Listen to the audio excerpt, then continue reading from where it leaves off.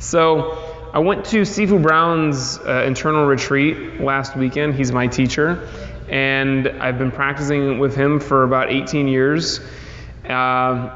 This retreat is my favorite weekend of the year, and now I get 4 favorite weekends of the year because I go on 2 retreats back in Michigan, and he does a Kung Fu ZMA retreat, which is the one that we've been doing here, and then he does an internal retreat, which I go back to most years, and then we do it here too. We're going to have our first internal retreat this year in a couple of months. But it's my favorite weekend for a couple of reasons. One, it's all you can eat food, and all I want to do when I'm on a trip somewhere is eat food. I love it. The food is not spectacular, but it's decent, and when you're on a meditation retreat and you're really being mindful and aware, everything tastes better because you're really paying attention to all the little details. But this weekend is the best, mostly because I get to spend time with the people who I love the most, the people, besides my family, who I feel very close with and connected to, the people who kind of have the same ideas and ideals as me, and we're always kind of, bringing each other up and bringing each other along. So it's the same thing, the same kind of experience you get in the dojo, except it's over an entire weekend, and there's nobody, creeping in there to mess with you. You just have this kind of environment for a nonstop period of somewhere around 48 hours. And it's beautiful. So I've gone on several of these internal retreats, and this is one of my favorites for sure. A couple years ago, we did one where we showed up, and Sifu Brown told me, "You're going to love this retreat. I don't know how we're going to get away with it, but it's going to be good." He said, "I don't know if anybody else could do this." But we literally just sat and meditated the entire time. And I'm sure some people thought at some point, I paid this much money and took the weekend off so that I could just come here and meditate. But everybody after a little while just got into it, and it was beautiful. We sat for as long as we could over a 3-day period from Friday night or Friday afternoon to Saturday afternoon, or Sunday afternoon rather. And I sat the longest that I have by far in that concentrated chunk of time. It was also a consecrated chunk of time. But I sat for about 22 hours, I think, and it was really nice. I left. The most amazing part of that weekend was my back did not hurt at all at the end of the weekend. And usually if I sit for a long time, my back hurts. But it was just like the meditation gods were smiling down on me, and I sat like a rock the entire time. This meditation retreat, the longest meditation that I did was for 1 hour. And it was one of the worst meditations I've ever had. I've had one worse one, and some of you guys have heard me talk about my red sash test meditation, which is probably the worst meditation that anyone has ever had in their life. But this one was bad. It was way up there because I was sitting down outside. We had just done this beautiful flow drill for an hour where we were just basically free-flowing, moving our bodies in ways that we do in Tai Chi and in Kung Fu.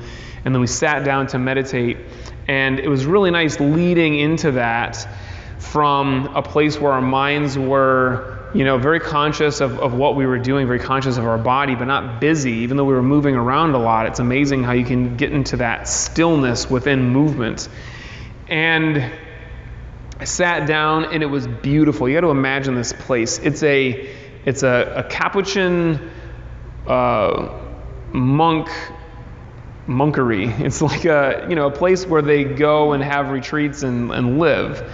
And it's, some buildings from the 70s or 80s, which are not, anything incredibly beautiful, but the grounds are incredibly beautiful, just acres upon acres of grass and beautiful trees, and they have this little pond with fish and ducks, and it smells nice. Everything is super green, which is totally unlike Los Angeles. And the weather was perfect. It was 70 degrees and sunny. The sky was bright blue. And so I picked this beautiful little spot. I could hear the fountain in the lake, and I was sitting underneath a tree with this nice shade, and it was moss underneath me. I sat down and I thought, this is going to be it. And I sat, and after 5 seconds, I started to feel ants crawling on my legs, and the ants got up to my arm, and I felt them they get stuck in my arm hair, and they like fall off, and they start crawling up again, and I felt something land on my neck, and I thought, is this a fly? I hope it's a fly, but I think it's a spider, and it felt like a spider. And this is a funny thing that we recognize in meditation, that this is basically how our minds work all the time. Whether you're meditating or not, we take these things, and they might be thoughts, they are on some level just thoughts, but it's something related to what's happening in our lives, or something related to what has happened or what we think is going to happen, and we turn this ant or this fly into a spider. It's not just a regular spider, it's a poisonous spider. It's a black widow on my neck, and I'm sure that it's going to bite me, and that they're gonna have to rush me to the hospital. And these are literally thoughts that I had while I was sitting and meditating.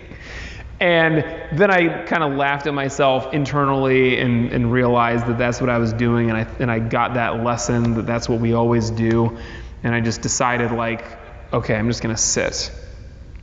And I got a few seconds of a nice meditation, and then I felt another thing crawling on me. I thought the last one may not have been a spider, but this one definitely is. And that was the whole hour-long meditation. It was just stuff crawling on me.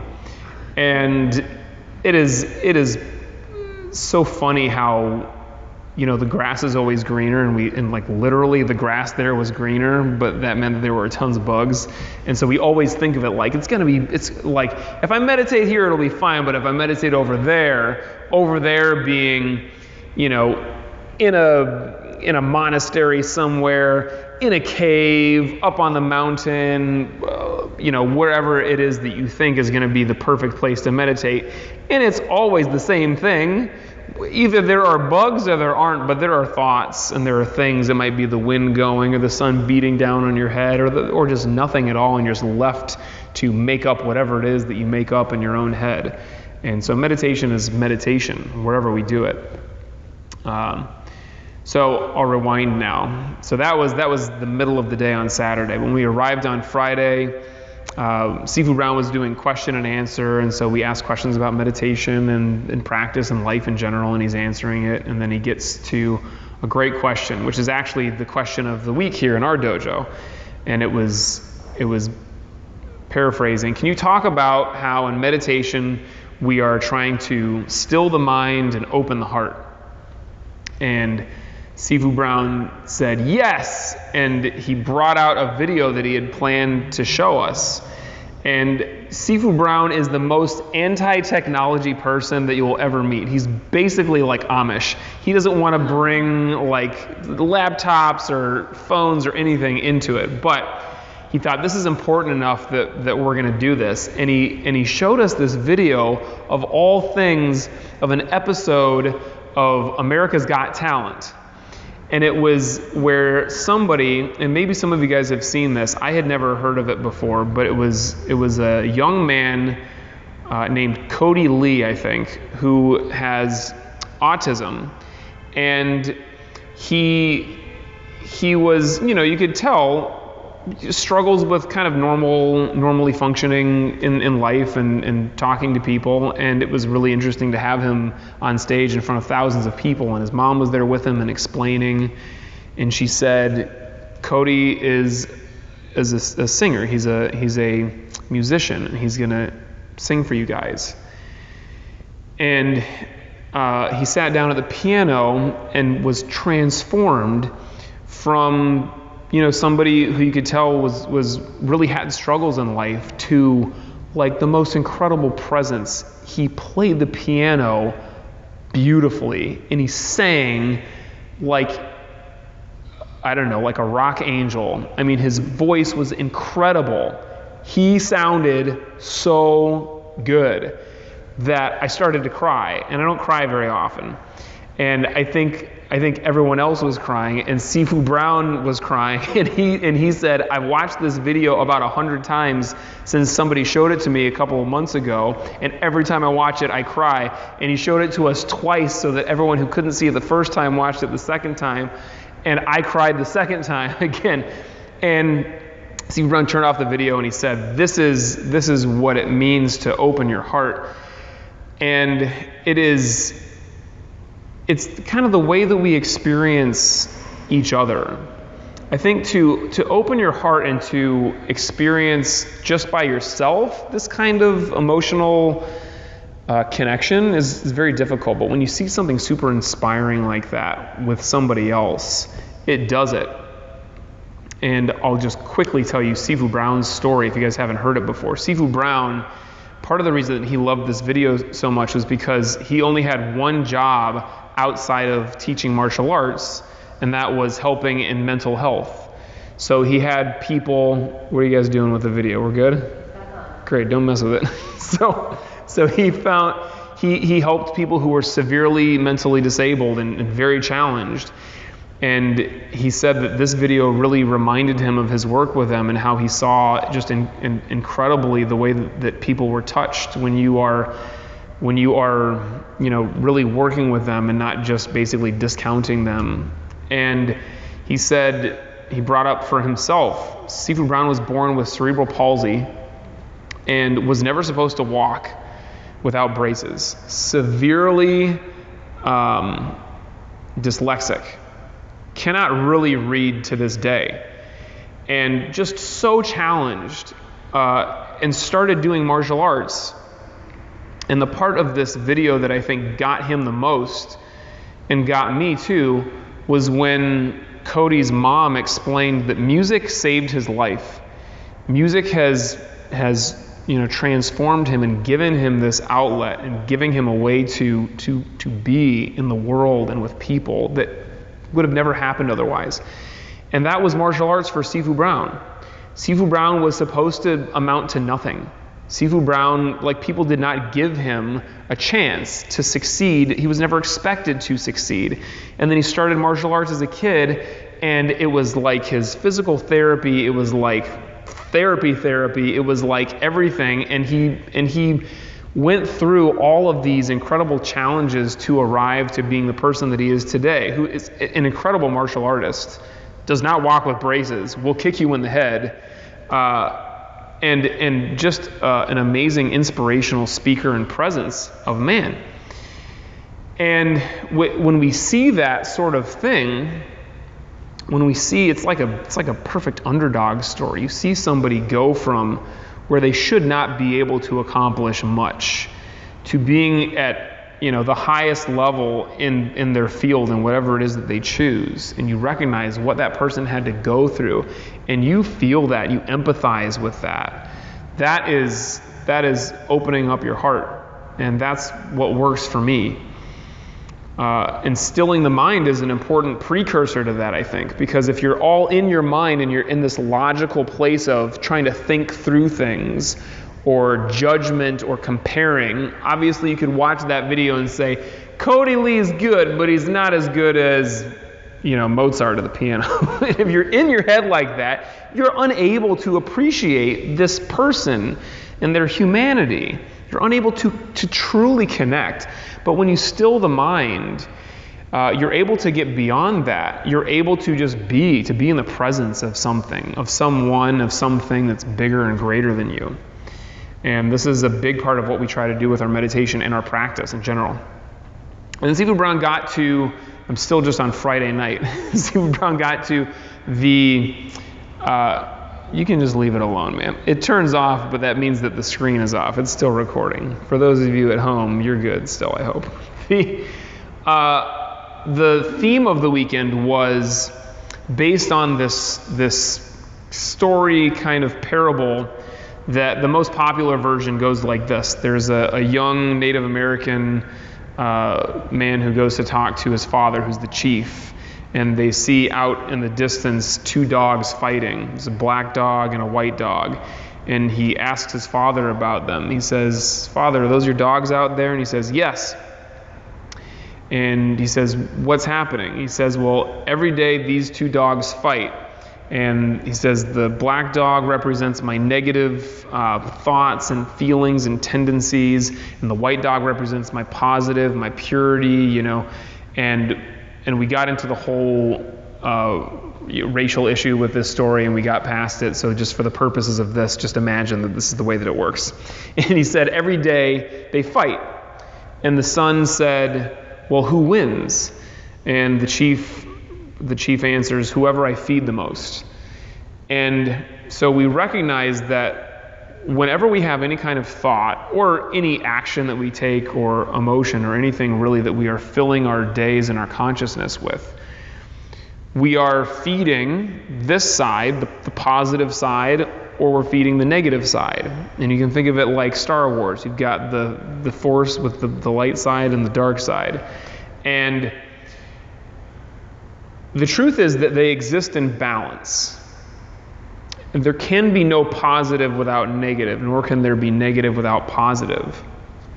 And I'll get more into that later on. But the drill for the weekend, as we went out and did all the other stuff that we did, was he gave us actually a little plastic black dog and a little plastic white dog. And he said, every time that you recognize yourself having a thought that's lingering, if it's a positive thought, I want you to take out and pet the white dog. You have a negative thought, you take out and you pet the black dog, and that's going to help you remember what you've been thinking about all day long. And then at the end of a chunk of time, you go and actually put a little stone. And there was an actual stuffed white dog and a stuffed black dog with a little bowl in front of it. And he said, you're going to feed a stone to either dog, whichever one you're feeding the most. And this is just all, helping us to recognize where our minds are at throughout the day. So then we go out and we do our drills. So we wake up the next day, and the first thing that we did, I believe we did some stretching. We did a little bit of Tai Chi.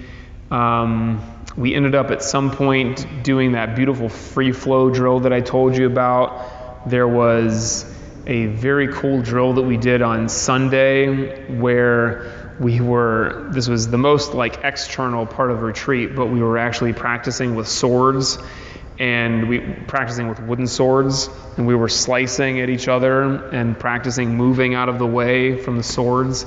And we had to be very mindful, or we would hit each other, or we would get hit. And so all of this stuff is, the sword is an extension of the body. The body is an extension of the mind. And so martial arts, whether it's internal practice or external practice, is all about extending the mind and sharpening the mind. And so you use your hands, you use your feet, you use a weapon to keep your mind in the moment, present.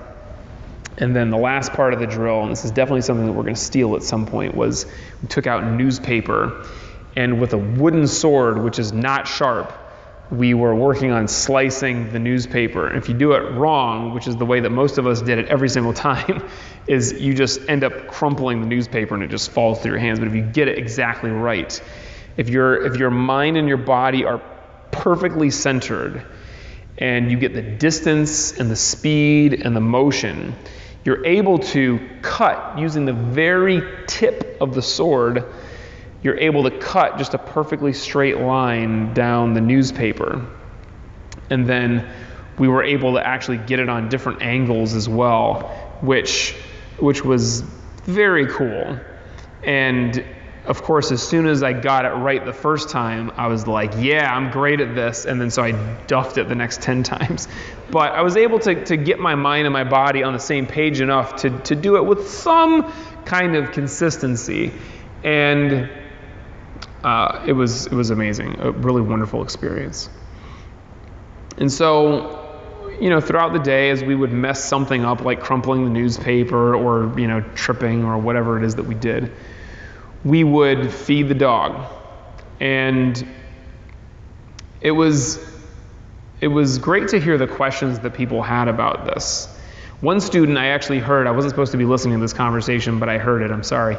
There was somebody who said, I just felt really bad for the black dog because I wanted it to get fed too. So I took one of the white stones and fed it to the black dog. And Sifu Brown said, interesting, tell me about that. And she kind of went on to explain, how she was feeling about the drill and the whole thing. And he said, okay. And then somebody at some point took that stone back out and put it in the other bowl and switched the stones the way they were supposed to be. But somebody asked, At some point early on, somebody asked, well, are you saying that we're not supposed to have negative thoughts? And somebody else asked, like, well, which dog is the good? Does that mean the one dog is good and the other dog is bad? And so the way that we were thinking about this, at least on some level by the end of the weekend, was this is not, we don't want to think of this in terms of good and bad. Those are things that we label. These are the ways that we label our thoughts. This is the way that we judge. We judge ourselves and we judge other people in terms of this. A negative thought is literally just negative in the way that it negates something. A negative thought is, I don't do this. And maybe it's, I'm not strong enough. I don't, eat as healthfully as I want to. I suck at meditation. It's some kind of negation. Positive thought is the flip side of that. I eat healthy. I am great at meditation. whatever. And one of the drills that we did was coming up with an affirmation. And affirmations work keeping this principle in mind. Our minds understand positive. Our minds do not understand negative. So if you're making an affirmation, the affirmation that I came up with because I was working on opening my heart was, I am love. And I like it. It's very powerful, very simple. It's something that I can say whenever I want to, and it has something to do with whatever I'm doing. I find that if I'm teaching with this in mind, or I'm interacting with people, or I'm just hanging out by myself, if I'm connecting to love, this is opening my heart, and this is getting me, this is connecting me to something that's higher than myself. It helps me get out of my head, and it helps me get out there in reality in the world. And so that affirmation is positive. The affirmation cannot be, I have no negative thoughts, because your mind doesn't know what to do with that. It says, okay, no negative thoughts, but what do I do then? Just like when we meditate, you don't meditate by thinking, don't think, because that's still thinking, and your mind does not get what to do with that. It's just like when you're trying to change a habit. You don't just stop doing the thing. You replace it with something else. So you replace the thought, don't think, with just the sensation of the breath, in our case. And you replace this, if I'm trying to get at this love, I don't get at it from not having negative thoughts, or I don't hate people. That doesn't work. So you just go at it with the positive. And so we decide then, okay, this is the type of thought that I want to be having. I want to be thinking about these positive things. I don't want to be thinking about these negative things. But that is a judgment that we make. And we are the ones that decide this is good, this is bad. And it's important to recognize that this judgment of good or bad, if we disregard, religious scripture and what you may or may not believe, on some level we recognize that there is no actual distinction out there in the universe that says that this thing is bad and this thing is good. It is something that we have decided. It's something that either you or some human being, even if you go back thousands of years, has decided this is good and this is bad. And if we get that, then we can move on to acceptance. Acceptance is very important when we're dealing with this sort of thing, because if we have a thought that we think is bad and then we beat ourselves up about it, we're not accepting. And you cannot move on without acceptance. So meditation is, I accept this thought and I let it go and I move on to the next one. And I'll end with this because I'm already over time now. One of my favorite things, probably my favorite thing that we did this weekend, was writing our eulogy. And so this is an exercise that I have done, I think, one other time in my life. And I really liked it because Sifu Brown said, I want you guys to imagine that you did everything that you wanted in your life and you really went for it and you had an incredible life. That is the eulogy that you're writing. And I did it a little bit wrong, I think, because I wrote my obituary. So I wrote like every single thing that I did, and also like the family that I had and who I was survived by and all this stuff. But I went for it. In my life that I eulogized, I was very powerful. I accomplished some incredible things. But an important part of this was also to recognize the things that we have done or the ways that we have been that we might not be so proud of. And this is, again, coming back to acceptance and coming back to recognizing the duality that we live in. It is real. It exists. If we pretend that everything is just, positive and puffy and honky-dory, that is not being connected with reality. Reality is there is positive, there is negative, there is light, there is dark, there is up, there is down, there is left, there is right. And you cannot have one without the other. There's a wonderful saying that goes something like, you cannot see light without shadow, or light does not exist without shadow to draw on it. So you like literally would not see anything if there wasn't the sun, but also things to block the sun or things to reflect the sun. There has to be this interplay. And you cannot experience life without both. And again, to accept that as at the core of our experience of ourselves and of life. If we don't accept that these things are necessary, then we're constantly in this state of judging and wishing that things were a different way, wishing that we were meditating somewhere else, thinking that this place that I sat is the only place with bugs, everything else is great, this is bad. No, this is reality. And this is life, and it's beautiful. This is exactly the way that it's supposed to be.